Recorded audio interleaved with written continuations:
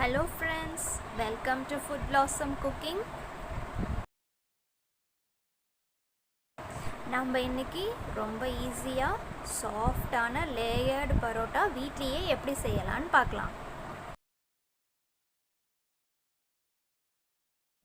அதுக்கு முன்னாடி நம்ம சேனலை சப்ஸ்கிரைப் பண்ணுங்கள், லைக் பண்ணுங்கள், ஷேர் பண்ணுங்கள், மறக்காமல் பெல் ஐக்கானை கிளிக் பண்ணி ஆள்னு கொடுங்க. ஃப்ரெண்ட்ஸ், இப்போ நம்ம பரோட்டாக்கு எப்படி ஈஸியாக மாவு பிசையலான்னு பார்க்கலாம். அதுக்கு முதல்ல நான் ஒரு கப்பு சூடான பால் எடுத்து வச்சுருக்கேன், அதை சேர்த்துக்கிறேன். நெக்ஸ்ட் இன்னொரு கப்பில் சர்க்கரை 1 ஸ்பூன், உப்பு 2 ஸ்பூன் போட்டு கலக்கி வச்சுருக்கேன், அதையும் நான் கலந்துக்கிறேன். அப்புறம் 2 ஸ்பூன் ஆயில் எடுத்து வச்சுருக்கேன், அதையும் நம்ம கலந்துடலாம். இதை இப்போ நம்ம நல்லா மிக்ஸ் பண்ணிக்கலாம். ஸோ இப்படி நீங்கள் பிசைஞ்சிங்கன்னா உங்களுக்கு மாவு நல்லா சாஃப்டாகவும் வரும், நம்ம ஈஸியாகவும் பிசைஞ்சிடலாம். ஸோ ஃபஸ்ட்டு நான் எல்லாத்தையும் நல்லா மிக்ஸ் பண்ணிட்டேன். இப்போ நம்ம இதில் ஆயில் எல்லாமே இருக்கனால நம்மளுக்கு ஈஸியாக நம்ம பிசைஞ்சிடலாம். நீங்கள் இதே மாதிரியே சப்பாத்தியும் பிசைஞ்சு பாருங்கள், ரொம்ப மாவு பிசைய ஈஸியாக இருக்கும். ஸோ இப்போ நான் பவுட்ரு போடுறேன், மைதா மாவு தான் போடுறேன். நீங்கள் வேணும்னா கோதுமை மாவு சேர்த்துக்கோங்க. ஸோ இது மாதிரி நம்ம நல்லா அழுத்தி பிசைஞ்சிக்கலாம். ஸோ ஒரு சிலருக்கு இந்த மாதிரி ஸ்டிக்கியாக இருந்தால் பிடிக்காதுன்னு சொல்லுவாங்க. ஸோ நீங்கள் இந்த மாதிரி ஸ்டிக்கியாக பிசைஞ்சால் தான் உங்களோட பரோட்டா நல்லா சாஃப்டாக வரும். ஸோ அந்த மாதிரி ஸ்டைலில் உங்களுக்கு பிடிக்கலைன்னா நீங்கள் வேணால் 1 ஸ்பூன் நம்ம மைதா சேர்த்து கூட கையில் விட்டால்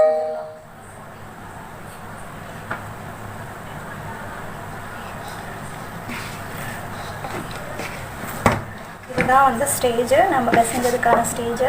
இதுக்கப்புறம் நம்ம கீழே கல்லில் போட்டு நல்லா சாஃப்டாக பிசைய போகிறோம். ஓகே ஃப்ரெண்ட்ஸ், இப்போ நம்ம இந்த கல்லை க்ளீன் பண்ணி நான் வச்சுருக்கேன். ஸோ அதில் கொஞ்சோண்டு ஆயில் சேர்த்துட்டு நம்ம பிசைஞ்சு வச்ச மாவை இங்கே நல்லா போட்டு சாஃப்டாக நம்ம பிசைய போகிறோம்.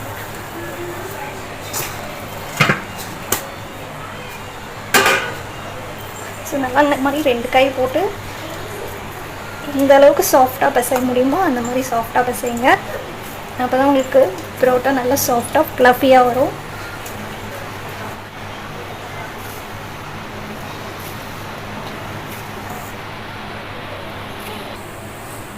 ஓகே ஃப்ரெண்ட்ஸ், இப்போ பாருங்கள், நான் 10 நிமிஷம் நல்லா அந்த டஃப் நல்லா சாஃப்டாக பிசைஞ்சிட்டேன். இந்த மாதிரி உங்களுக்கு எந்த ஒரு கோடுமே இல்லாமல் உங்களுக்கு நல்லா இந்த மாதிரி ஃப்ளஃப் வரும். ஸோ அந்தளவுக்கு நீங்கள் பிசைஞ்சு இந்த மாதிரி ரவுண்டாக எடுத்து நம்ம இதை ஒரு பாத்திரத்தில் வச்சுட்டு இப்போ நம்ம இதை வச்சுட்டு ஒரு 2 ஸ்பூன் ஆயில் மேலே தடவிட்டு நம்ம ஒரு லிட் போட்டு க்ளோஸ் பண்ணிவிட்டு 3 ஹவர்ஸ் கழித்து எப்படி இருக்குன்னு பார்க்கலாம். ஓகே ஃப்ரெண்ட்ஸ், இப்போ பார்த்தீங்கன்னா நான் 3 ஹவர்ஸ் விட்டுட்டேன் நம்மளோட மாவை. அதுக்கப்புறம் நல்லா ஊறி நல்லா ஃப்ளஃபியாக இருக்குது. இப்போ நம்ம இதை உருண்டை பண்ணிக்கலாம். பார்த்திங்கன்னா நம்ம இந்த மாதிரி இப்படி செய்யும்போது நம்மளுக்கு அந்த கோடு எதுவும் வராமல் இப்படி நம்ம கையில் இப்படி விட்டிங்கன்னா கரெக்டாக வரும் அந்த உருண்டை. அதை நம்ம ரோல் பண்ணி எடுத்து நம்ம இந்த மாதிரி அடுக்கி வச்சு நம்ம எல்லாத்தையும் உருண்டை பண்ணியாச்சு. இப்போ நம்ம எப்படி பரோட்டா போடலான்னு பார்க்கலாம். ஓகே ஃப்ரெண்ட்ஸ், இப்போ நம்ம சப்பாத்தி கட்டையில் எப்படி ஈஸியாக திறக்கலான்னு பார்க்கலாம். ஸோ நான் அதுக்கு ஃபஸ்ட்டு முன்னாடி எண்ணெய் தேய்ச்சிக்கிறேன். அப்புறம் நம்ம டஃப் எடுத்து போட்டு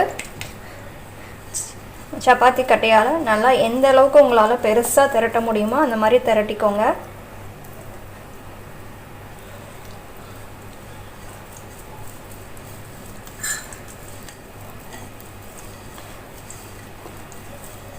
ஸோ இந்த மாதிரி திரட்டின வாட்டி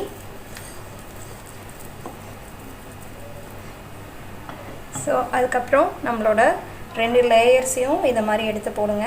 2 பக்கமும் இந்த மாதிரி போட்டுட்டு நீங்கள் எந்த அளவுக்கு அதை எலாஸ்டபுளாக இழுக்க முடியுமோ அந்த மாதிரி இழுத்துட்டு ஆஸ் யூஷுவல் எப்பயும் போல் நம்ம பரோட்டாக்கு ரோல் பண்ணுற மாதிரி ரோல் பண்ணிடுங்க. இது ஒரு ஈஸியான மெத்தட், இதுவும் நம்ம ஈஸியாக பண்ணிடலாம். ஓகே ஃப்ரெண்ட்ஸ், இப்போ நான் எல்லா பரோட்டாவையும் நான் திரட்டி வச்சுட்டேன். ஸோ இப்போ நம்ம ஒன்று சுட்டு எடுக்கலாம். ஏன்னா அதை திரட்டி வச்ச மாவுலேருந்து நான் ஒரு இது எடுத்துக்கிறேன். ஸோ நீங்கள் ஜஸ்ட் ஒரே ஒரு ப்ரெஸ் மட்டும் பண்ணுங்கள். நம்ம உள்ளங்கையில் ஒரே ஒரு ப்ரெஸ் மட்டும் பண்ணி அதை அப்படியே நம்ம எடுத்து நான் ஆல்ரெடி வந்து தோசை தவா வந்து அடுப்பில் வச்சு சிம்மில் வச்சு நல்லா ஹீட் பண்ணி வச்சுருக்கேன். இப்போ நம்ம வந்து அதில் ஒரே ஒரு ட்ராப் எண்ணெய் விட்டுட்டு ஸோ நம்ம திரட்டி வச்ச பரோட்டாவை இங்கே சேர்த்துடலாம்.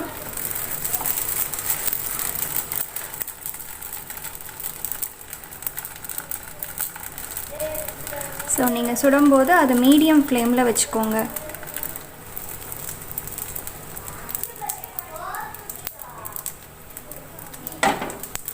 ஜஸ்ட் நீங்கள் வந்து இதை வந்து டவாவை வந்து ஜஸ்ட் நீங்கள் ரொட்டேட் மட்டும் பண்ணுங்கள்.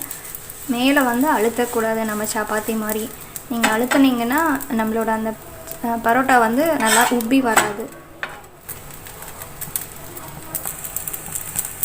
ஓகே ஃப்ரெண்ட்ஸ், இப்போ பார்த்தீங்கன்னா நம்ம பரோட்டா வந்து ரெடி ஆகிடுச்சு.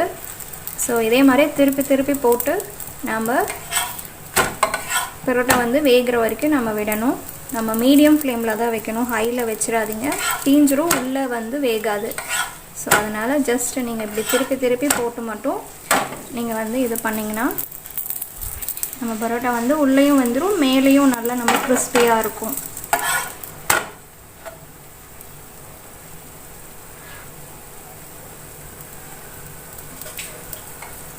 ஓகே, இதை நான் இப்போ எடுத்துட்றேன். ஏன்னா 2 பக்கமும் நல்லா வெந்துருச்சு. ஸோ இந்த மாதிரி நீங்கள் எல்லா பரோட்டையும் செஞ்சு ஒரு 3-4 அந்த மாதிரி செஞ்சு நீங்கள் இந்த மாதிரி கையில் தட்டினீங்கன்னா உங்களோட பரோட்டா நல்லா சாஃப்டாக இருக்கும். ஸோ நம்ம கடையில் இருக்கிற மாதிரியே நம்ம லேயர் பரோட்டா வந்து ரெடி ஆகிடுச்சு.